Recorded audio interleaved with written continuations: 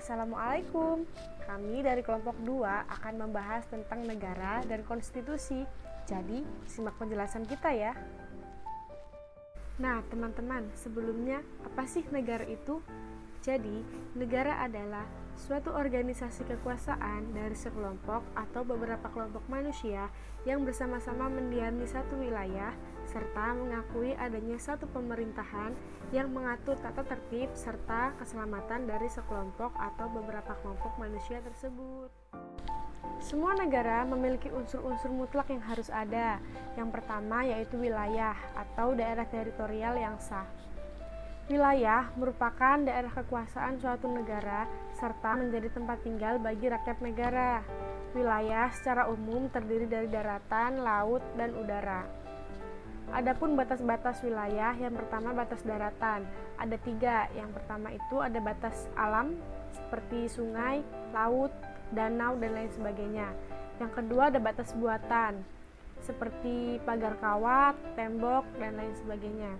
Yang ketiga ada batas astronomis seperti garis bujur dan garis lintang. Nah, untuk batas laut, biasanya semua negara tunduk pada hukum internasional tentang konsepsi wilayah laut.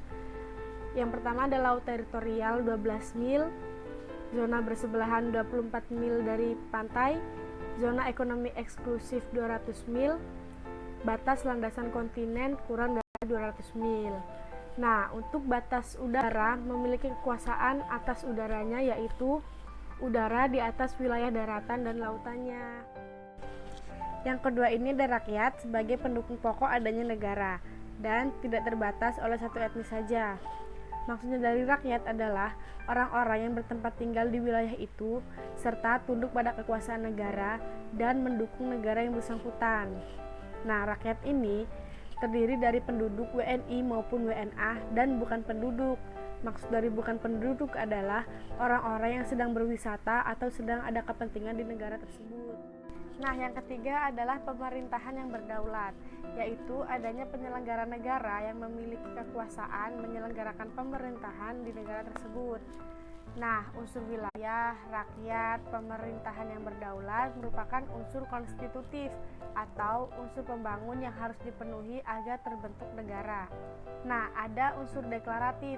Yang pertama yaitu adanya tujuan negara, yang kedua adanya undang-undang dasar, yang ketiga adanya pengakuan dari negara lain baik secara de jure maupun de facto yang sifatnya menyatakan dan bukan unsur mutlak.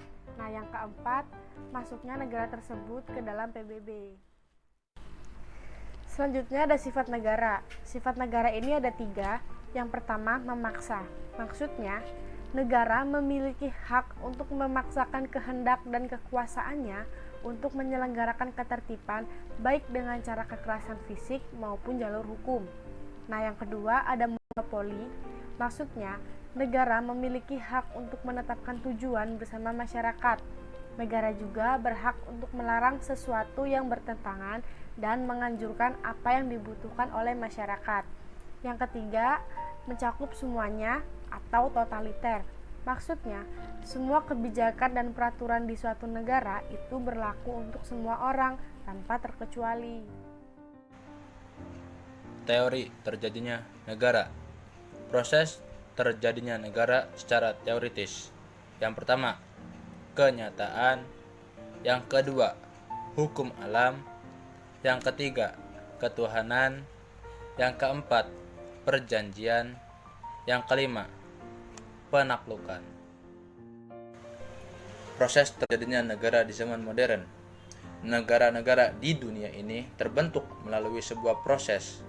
Proses itu antara lain: yang pertama, penaklukan; yang kedua, peleburan; yang ketiga, pemecahan; yang keempat, pemisahan diri; yang kelima, perjuangan; yang keenam, pemberian; yang ketujuh, pendudukan.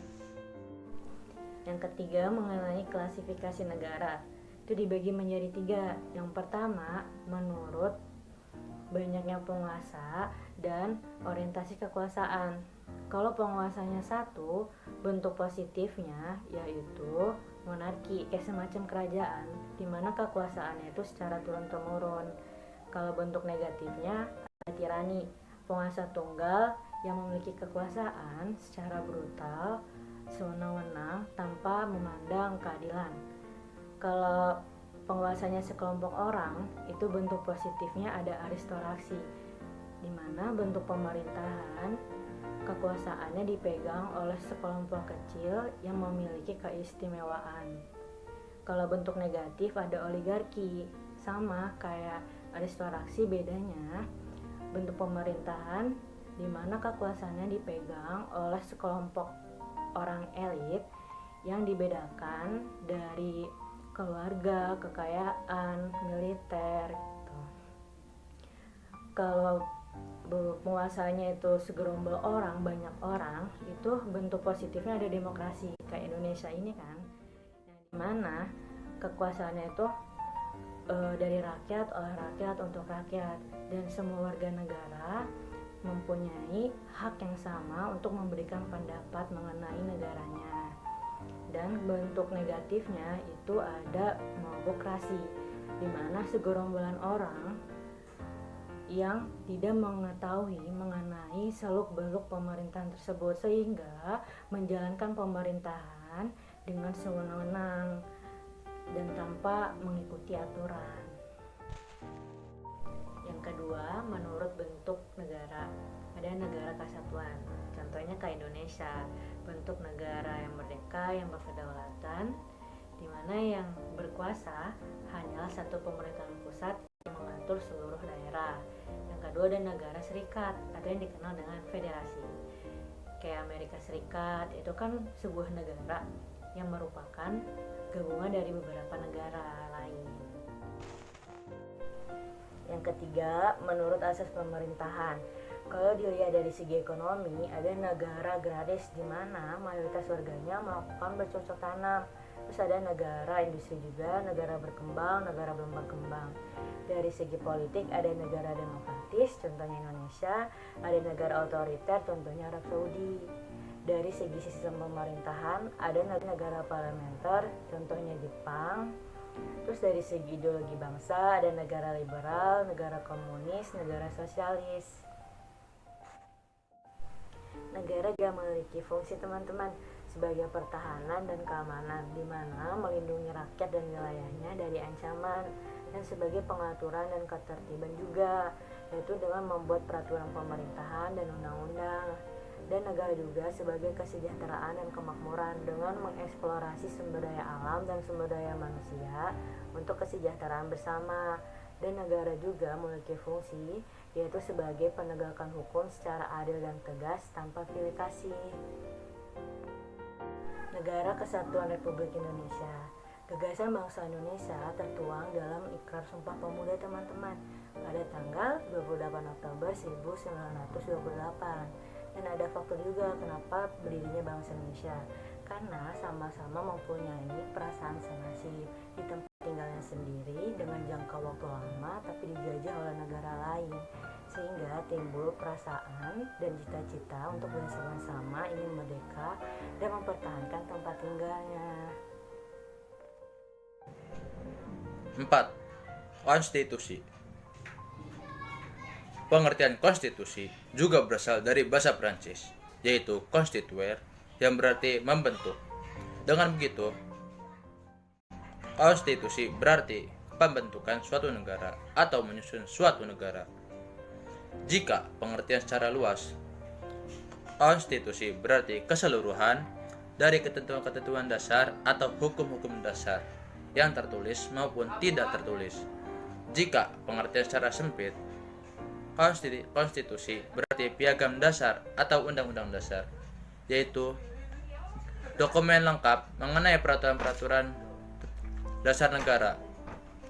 Konstitusi memiliki tujuan yang pertama, memberikan pembatasan dan pengawasan kekuasaan politik. Yang kedua, membebaskan kekuasaan mutlak penguasa serta menetapkan bagi penguasa tersebut batas-batas kekuasaan mereka. Secara umum, fungsi konstitusi adalah yang pertama, membatasi perilaku pemerintah secara efektif, Yang kedua, membagi kekuasaan dalam beberapa lembaga negara. Yang ketiga, menentukan lembaga negara yang bekerja sama satu sama yang lain. Yang keempat, menentukan hubungan di antara lembaga negara. Yang kelima, menentukan pembagian kekuasaan dalam negara.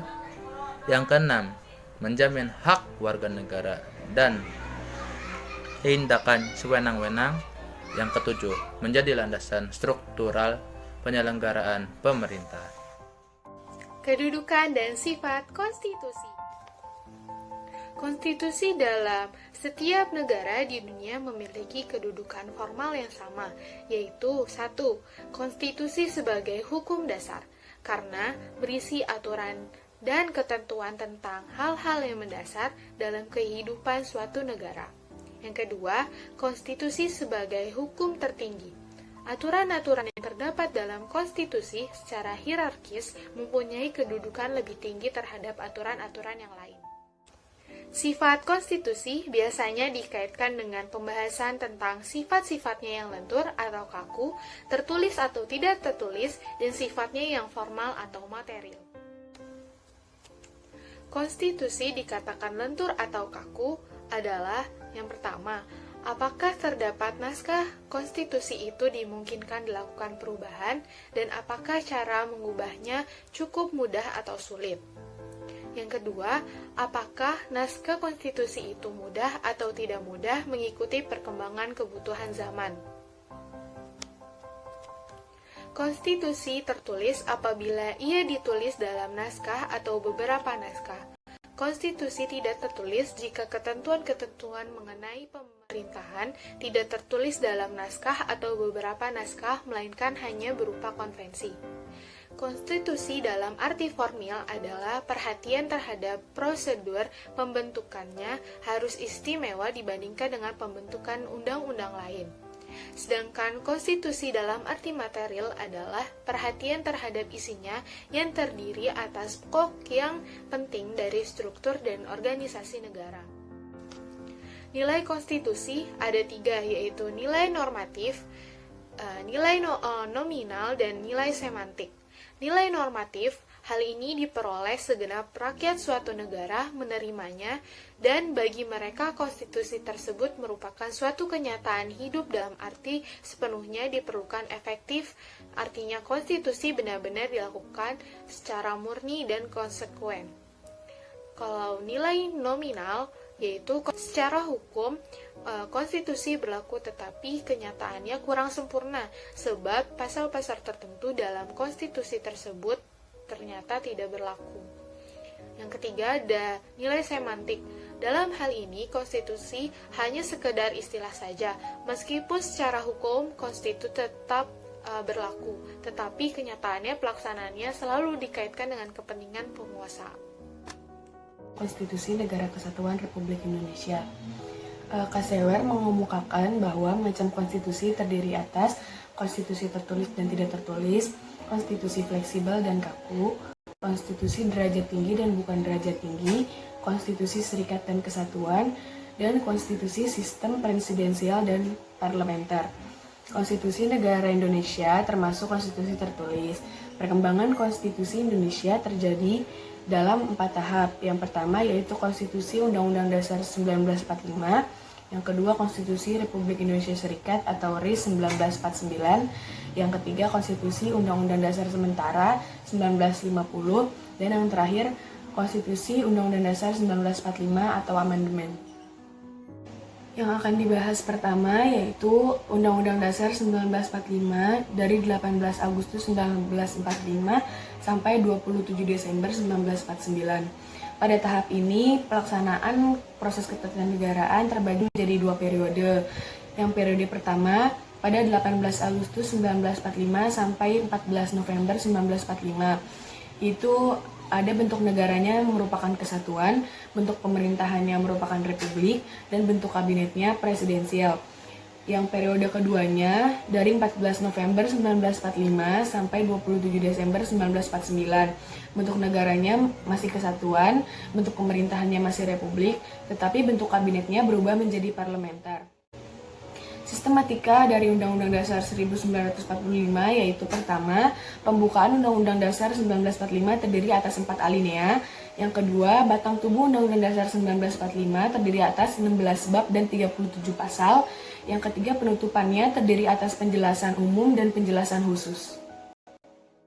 Selanjutnya yaitu Konstitusi Republik Indonesia Serikat pada 27 Desember 1949 sampai 17 Agustus 1950.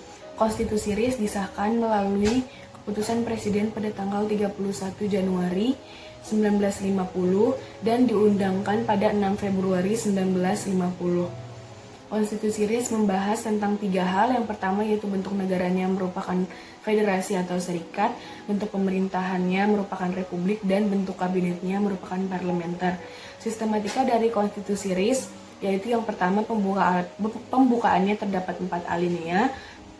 Batang tubuh Undang-Undang Dasar RIS terdiri atas 16 bab dan 197 pasal, tetapi tidak terdapat penjelasannya.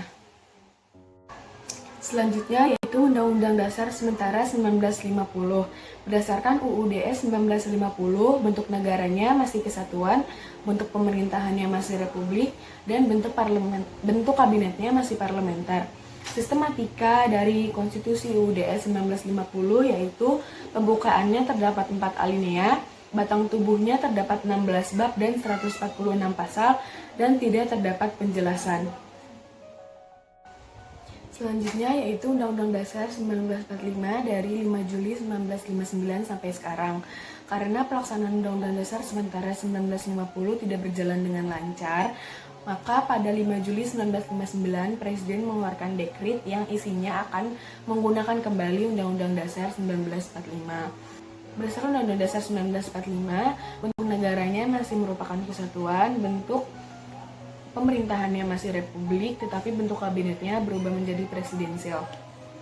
Sistematikanya yaitu pembukaannya terdapat 4 alinea, batang tubuhnya terdapat 16 bab dan 37 pasal, dan penutupnya terdiri atas penjelasan umum dan penjelasan khusus.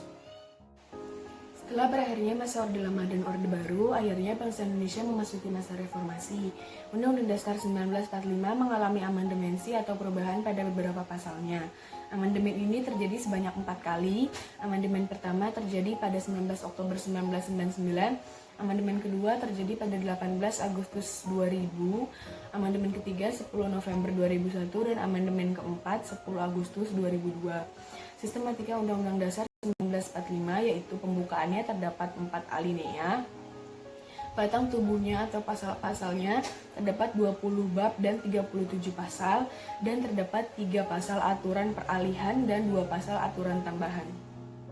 Terdapat juga lembaga-lembaga negara pasca amandemen, yaitu ada Presiden dan Wakil Presiden, MPR, DPR, DPD, BPK, MA, MK, dan KY. Itu saja penyampaian dari kelompok 2. Terima kasih banyak teman-teman sudah menonton sampai akhir, dan mohon maaf jika ada salah kata dari kita semua. Wassalamualaikum warahmatullahi wabarakatuh.